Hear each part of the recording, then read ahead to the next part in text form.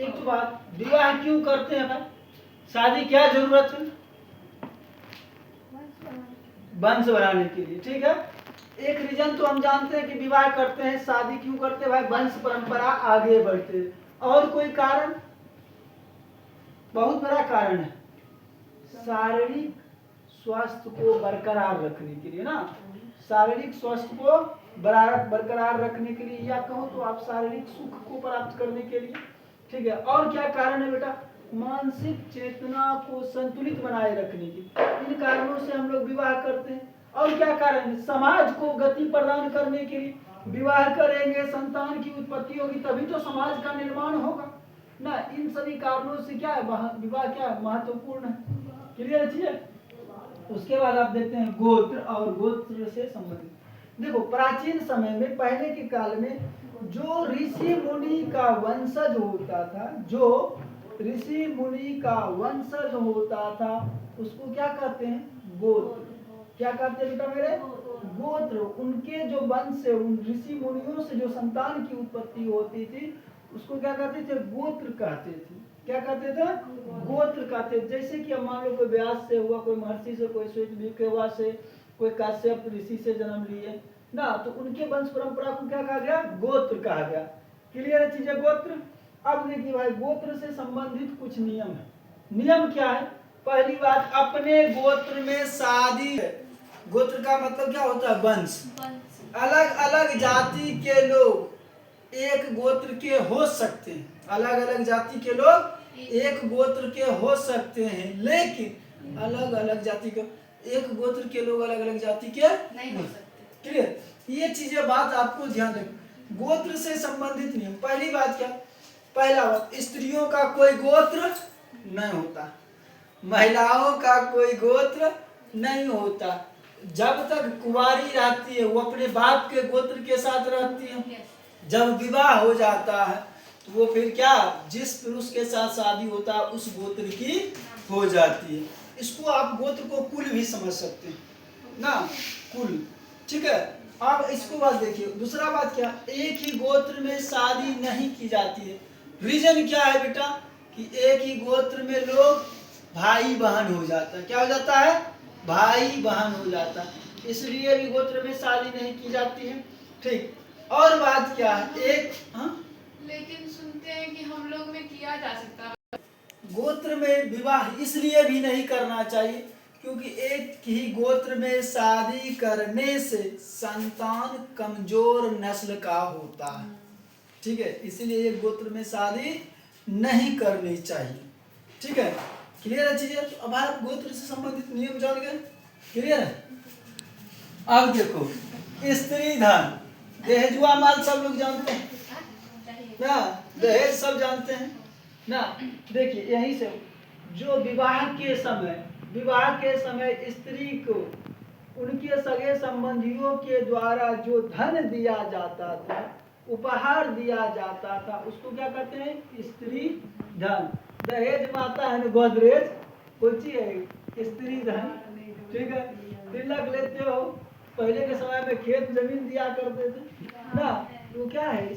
अब आते हैं असली कहानी, महाभारत की कथा वस्तु।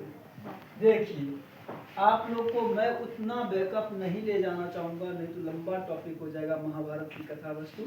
आप सभी जानते हैं कि भारतीय उपमहाद्वीप भरत नामक, क्या बेटा मेरे? भरत नामक एक राजा हुआ करते थे, जो राजा दिलीप का बेटा थे। किसके?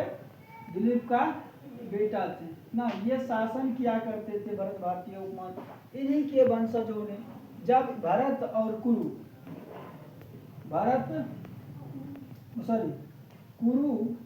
और पुरु दोनों संप्रदाय के लोग मिले तो उसको क्या कहा गया? कुरुक्षेत्र। क्या कहा गया? कुरुक्षेत्र। ठीक है। अब संतनु, राजा संतनु की विवाह होती है शकुंतला से। क्या बता बोले? शकुंतला से शुरू होती है। राजा संतनु की शादी शकुंतला से होती है। ठीक है। अब लेकिन ये राजा की जब शादी हो जाती है तो इनमें भी बहुत सारे वंशज रहे। ठीक है, इनका एक इनका ये एक बार ये गंगा को देखते हैं, किनको? गंगा। गंगा को। कौन गंगा? गंगा जी जो बहती है, ठीक है, गंगा मैया, ठीक है ना। गंगा को देखते हैं, उन पर ये क्या हो जाते हैं? मोहित हो जाते हैं, बड़ा सुंदर लग रही, ठीक है। तो देखते देखते इन पर जब वो मोहित हो जाते थे, ठीक है, मोहित हो गए, तो इन्होंने विवाह का प्रस्ताव रखा। क्या? विवाह का प्रस्ताव रखा उनसे। उन्होंने कहा कि ठीक है, आप मुझे भी पसंद हैं, ठीक है, हम लोग शादी करेंगे, लेकिन हम जो करेंगे आप उसमें हमको रोकिएगा नहीं, हम अपने मर्जी का काम करेंगे, आप मुझे रोक, जिस दिन आप मुझे रोक देंगे उस दिन हम आपको छोड़कर चले जाएंगे। तो राजा था भाई, अपना इच्छा पूरा करने हाव भाव देखा, कर दिया हाँ ठीक है, शादी किया। शादी किए भाई, तो इनका 7 गो बैक टू बैक पुत्र हुआ। कितना?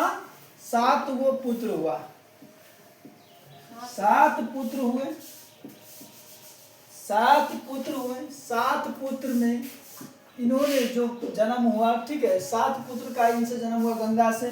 तो गंगा ने 7 पुत्र को क्या किया? गंगा में जाके फेंक दिया।